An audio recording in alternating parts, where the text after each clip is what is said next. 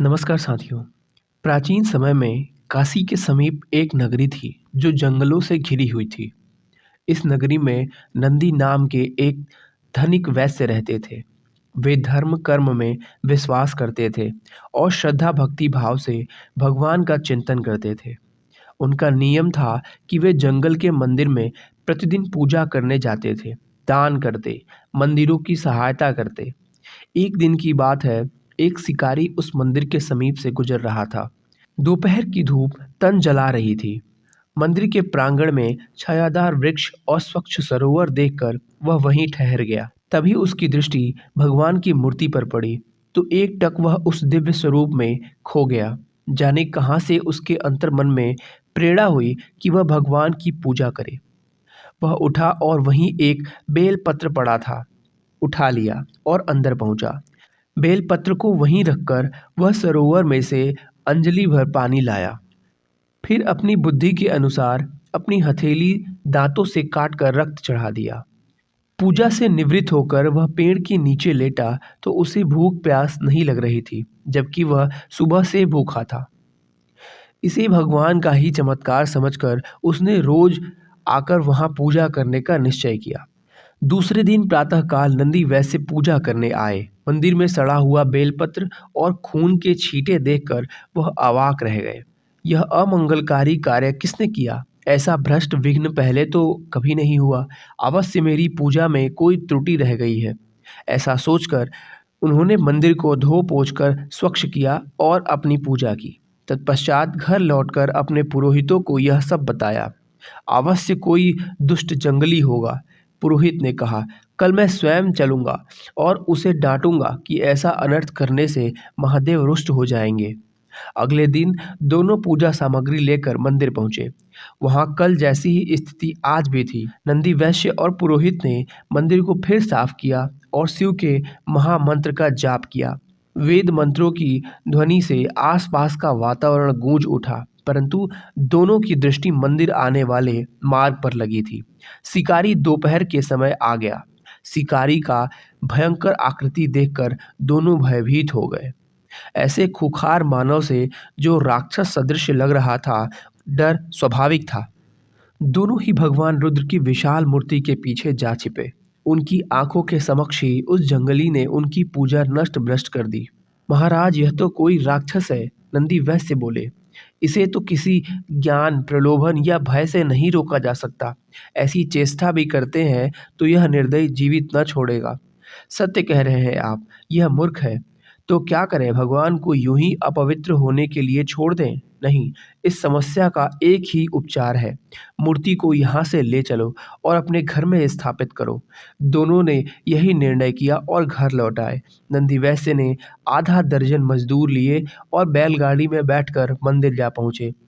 तत्काल मूर्ति को उखाड़ लिया गया और बैलगाड़ी में लादकर नगर में लाया गया। नंदी वैश्य ने पूर्ण विधि विधान से मूर्ति को वेद मंत्रोच्चार के साथ अपने घर में स्थापित किया। रात भर मूर्ति के समक्ष भजन कीर्तन होता रहा। दूसरे दिन शिकारी अपने निर्धारित समय पर पूजा करने पहुंचा तो मूर्ति वहां न देखकर सन्न रह गया। भगवान वहां कहीं भी न थे। वह वहीं बैठकर जोर जोर से रोने लगा। हे शंभो, मुझे क्यों त्याग दिया भगवान? मुझसे क्या भूल हो गई जो आप इस तरह मुझे छोड़कर चले गए? मैंने तो कोई अपराध नहीं किया। यदि भूलवश कोई अपराध हो भी गया हो तो मुझे क्षमा करो प्रभु। शिकारी ने उस मूर्ति स्थल को ही भगवान की संज्ञा दी और अपनी पूजा प्रारंभ कर दी। हे जगन्नाथ, बिना आराध्य के कैसी पूजा, परंतु मैं विवश हूँ, मेरा आवेग नहीं रुकता।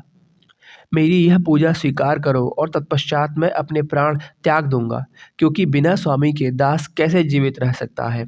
उसने बेलपत्र और जल चढ़ाकर अपने हाथ से मांस काटकर रक्त सहित उसी स्थान पर समर्पित कर दिया जहाँ पहले मूर्ति थी। फिर सरोवर में स्नान करके अखंड ध्यान में बैठ गया। उसके हृदय में कोई कामना नहीं थी। दिन प्रतिदिन उसका ध्यान सघन हो रहा था कि रात की कठिन साधना श्वास से विरत होकर प्राण में पहुंच गई। कैलाशवासी महादेव अपनी समाधि में लीन थे। जब भक्त की प्राण युक्त पुकार उनके मर्म से टकराई तो भगवान भोलेनाथ ने समाधि छोड़ दी और दिव्य दृष्टि से चहुं ओर देखा। किरात को निष्काम भक्ति करते देखा तो दौड़े उसके समक्ष पहुँचे। वत्स, आँखें खोलो, मैं तुम्हारे समक्ष हूँ। तुम्हारे कठिन तप और भक्ति भाव से मैं अति प्रसन्न हूँ। तुम अपनी अभिलाषा व्यक्त करो। किरात ने आँखें खोली तो समक्ष अपने आराध्य को देखा। आपने दर्शन देकर मुझे कृतार्थ किया। मैं सिर्फ इतनी अभिलाषा रखता हूँ कि मैं सदैव आपके ध्यान, भक्ति और सेवा से निरत रहूँ। तथास्तु, आज से तुम मेरे पार्षद हुए। मैं तुम्हें अपनी सेवा में लेता हूँ। किरात प्रसन्नता से नाच उठा। उसकी यह दशा देखकर भोले भंडारी भी डमरू बजाने लगे और सुंदर नृत्य कर उठे। उनका डमरू बजा तो देवी देवताओं ने भी अन्य वाद्य यंत्रों से उस आनंदपूर्ण स्थिति का आनंद बढ़ा दिया। शिव भक्तों में तो जैसे आनंद की बाढ़ आ गई। चहुं ओर बम भोले गुंजायन हो रहा था। नंदी वैश्य भी अपने घर में बैठे थे। जब उन्होंने सुना कि जंगल वाले मंदिर पर स्वयं देवाधिदेव डमरू बजाकर नृत्य कर रहे हैं, तो वह नंगे पांव ही दौड़े चले आए। नंदी वैश्य ने किरात को भगवान शंकर के साथ नृत्य करते देखा तो उन्हें आश्चर्य के साथ किरात के प्रति अपने पूर्ण विचार पर क्षोभ हुआ। भोलेनाथ ने कहा, यह कौन है? मैं इसे नहीं पहचानता। नाथ, यह आपके परम भक्त हैं। प्रतिदिन आपकी पूजा करते हैं। मुझे स्मरण नहीं, मुझे तो केवल तुम ही याद हो। मैं तो उनका मित्र हूँ जो निष्काम हृदय से मेरा सुमिरन करते हैं। हे जगत पिता, मैं आपका भक्त हूँ और आप मेरे गुरु हैं, मित्र हैं। आपने मुझे स्वीकार किया, इन्हें भी स्वीकार कीजिए। भक्ति की इच्छा भगवान पूर्ण न करें, ऐसा कैसे हो सकता है? भक्त किरात ने नंदी को स्वीकार किया तो भगवान जगन्नाथ कैसे अस्वीकार करते? तथास्तु, महादेव ने कहा। नंदी वैसे प्रसन्नता से प्रभु के चरणों में गिर गए।